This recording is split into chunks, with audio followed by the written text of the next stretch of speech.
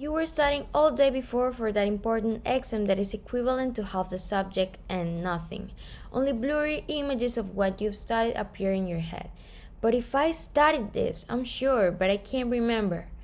Well, this is something that we have probably all gone through in our academic lives. But why are there people who manage to get excellent grades? How can they remember everything? Is it because they are smarter?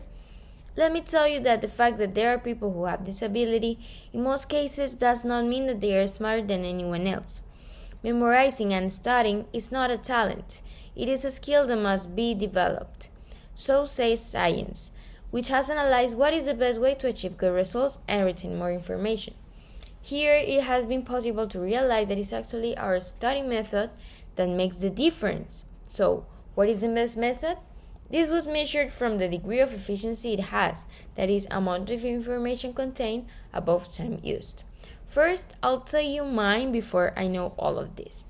Before, when I was a previous person, I used a very common method. First, I would read, then I would make notes and summarize with the general idea, and then I would reread and underline. This is valid. However, science has shown that it has a low degree of efficiency. Even though you feel that you spent a lot of time studying, in reality the amount of information that you retain will eventually disappear. Why? This method gives us the feeling of advancing quickly and with meaningful effort, which is a big mistake. Our brain works and remembers from effort, from the production of thoughts. With these methods, all we do is consume information. But this does not contribute anything to remember what we have studied. So, if the method that most people use doesn't work, what is the right one? Science has indicated that there is a method that is the most efficient for most, and through experimentation, they managed to prove that those students who put this into practice obtain the best grades in their course. Ladies and gentlemen, I present to you the active recall and spaced repetition method. Active recall involves retrieving information from memory through essentially testing yourself at every stage of the revision process. The very act of retrieving information and data from our brains not only strengthens our ability to retain information but also improves connection in our brains between different concepts.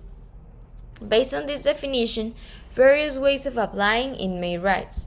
One of the strongest points is asking questions.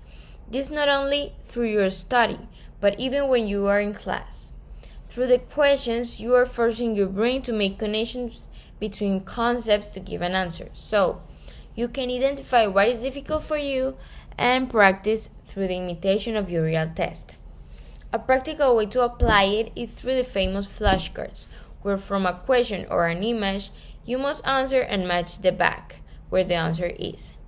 Now, another strategy is to recite and teach. For this, you can request the help of a friend to whom you will give a class on the subject.